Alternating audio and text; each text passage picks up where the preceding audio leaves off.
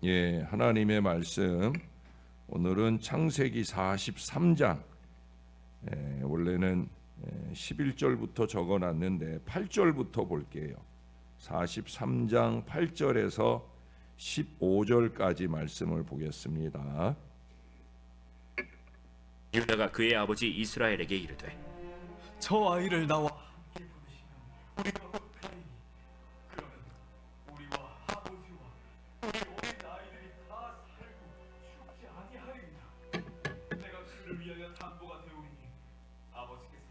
내 손에서 그를 찾으소서. 내가 만일 그를 아버지께 데려다가 아버지 앞에 두지 아니하면 내가 영원히 죄를 지리이다. 우리가 지체하지 아니하였더라면 벌써 2번 갔다 왔으리이다.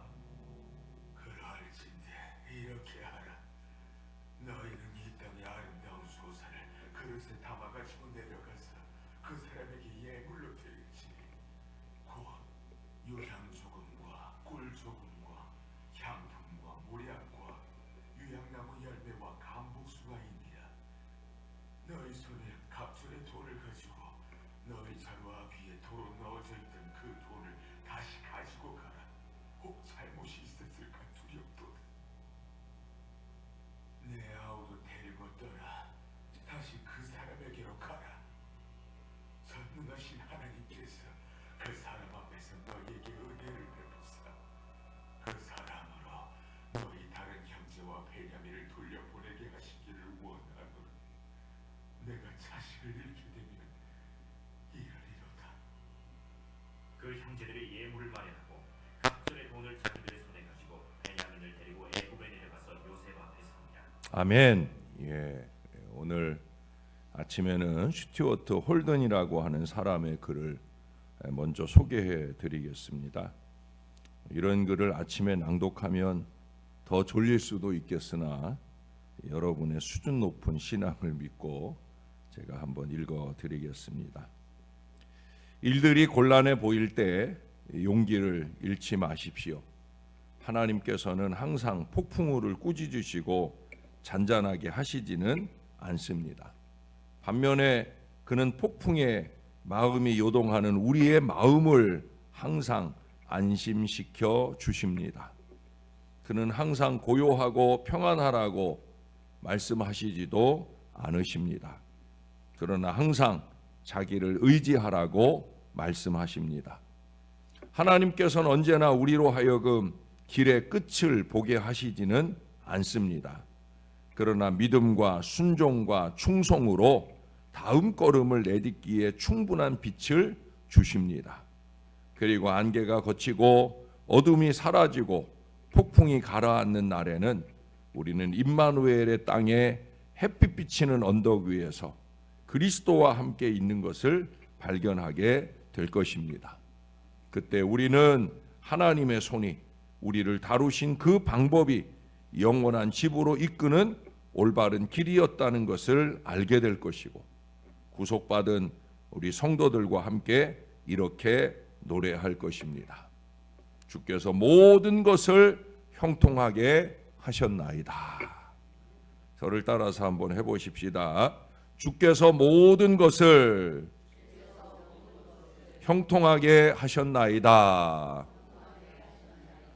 제가 자주 드리는 고백이지요. 또 우리 특별히 우리가 늘 기도하고 결실하는 역사를 이루었을 때 저에게 기도해 주셔서 고맙다는 그런 문자를 보내오면 제가 늘 하는 고백이 우리 하나님이 다 하셨습니다라는 고백입니다.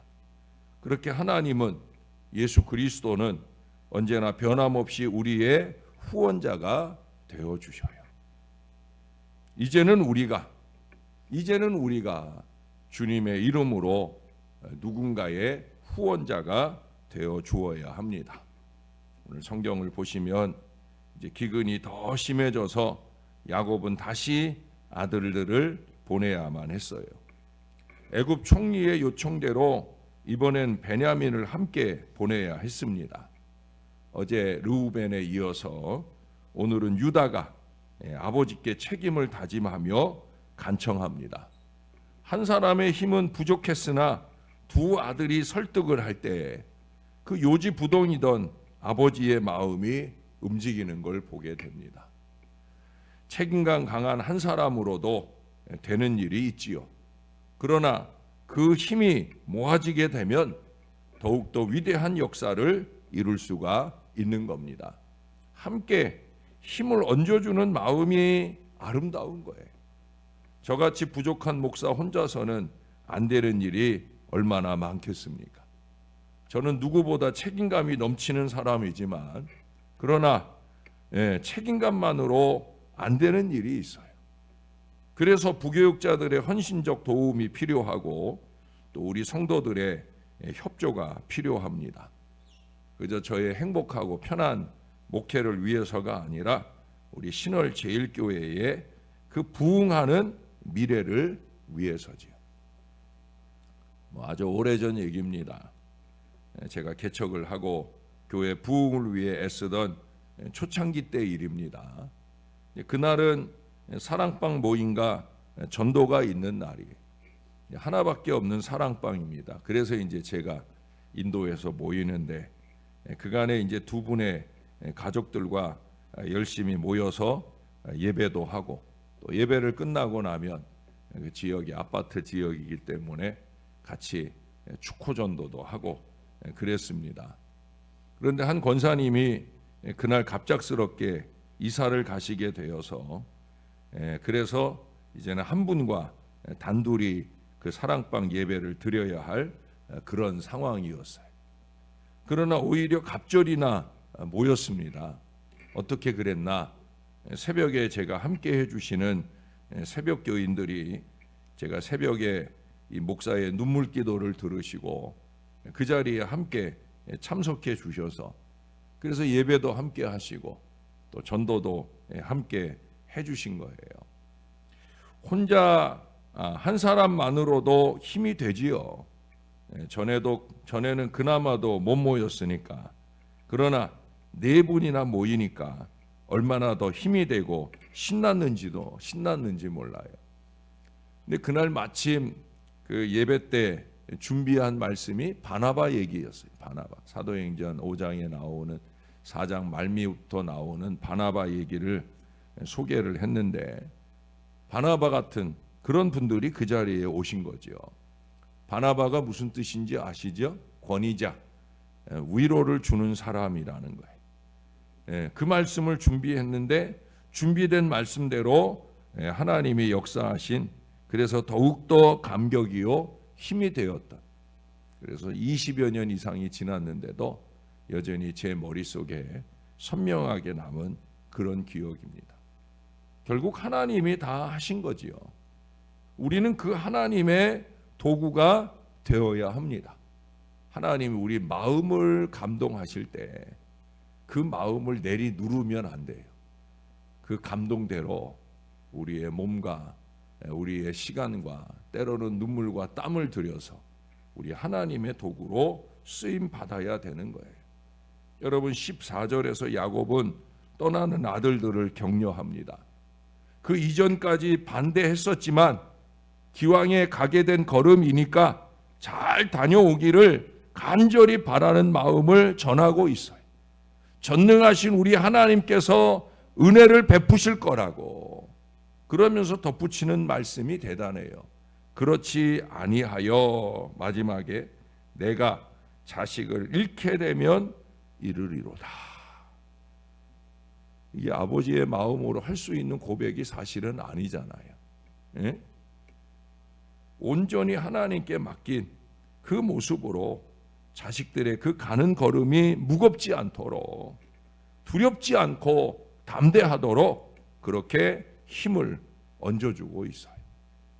어제 38절에서 본 대로 자신의 마음에 내키지 않는 일이지만은 그러나 기왕에 시작된 일이니까 그 일이 잘 결실되기를 위해서 최선을 다해 조력하는 이런 모습이 이게 진짜 공동체를 위해서 공동체를 이루는 모든 이들의 마음가짐이 되어야 되는 겁니다.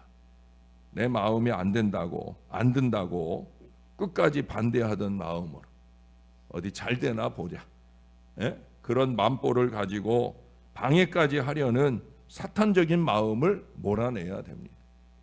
우리가 교회 공동체인데도 불구하고 그런 못된 교인들을 가끔 봅니다.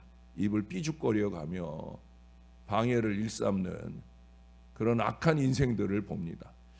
교회는 왜 다니는지, 아니 하나님이 두렵질 않은지, 그런 안타까운 마음이 들 때가 있다는 거예요.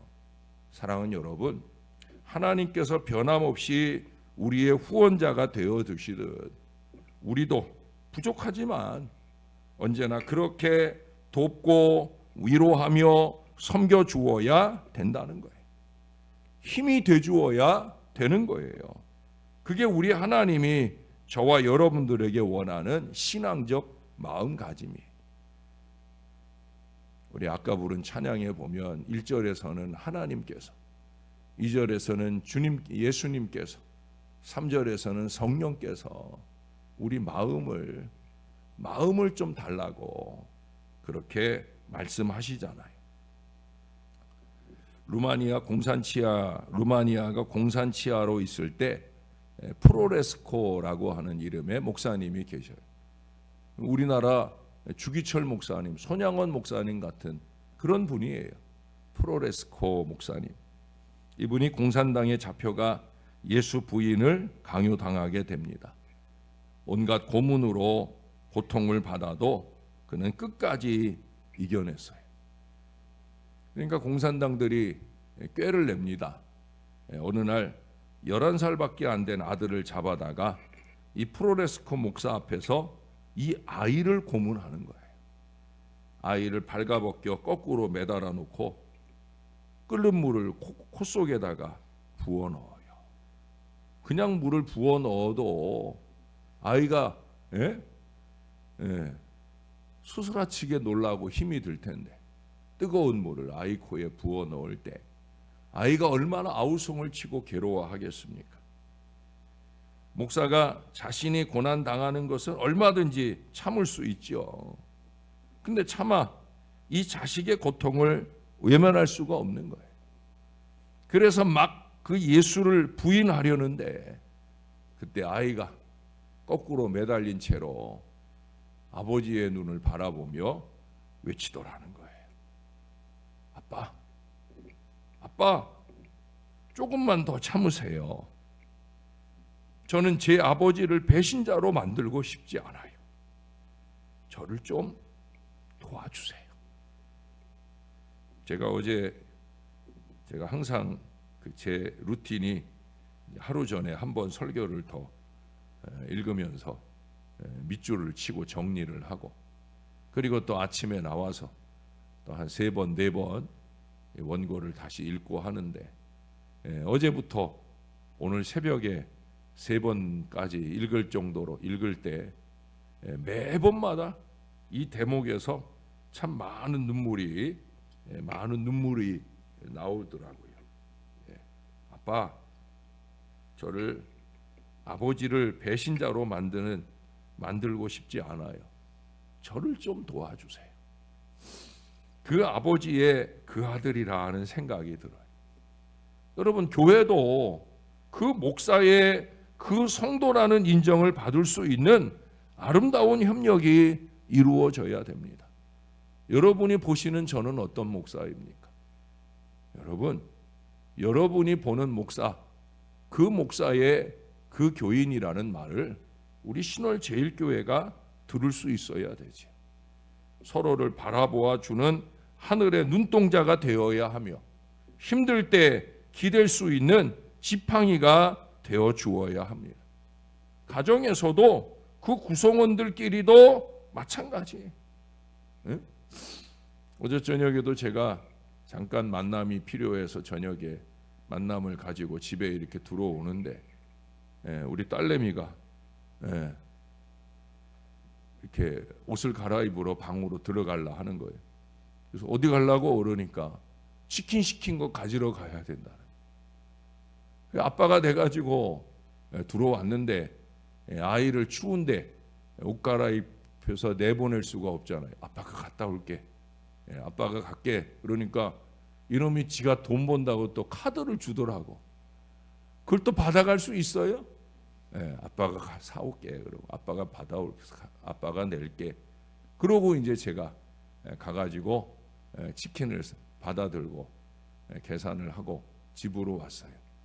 그 치킨 맛이 자기가 돈 내고 먹는 맛하고 같을까요?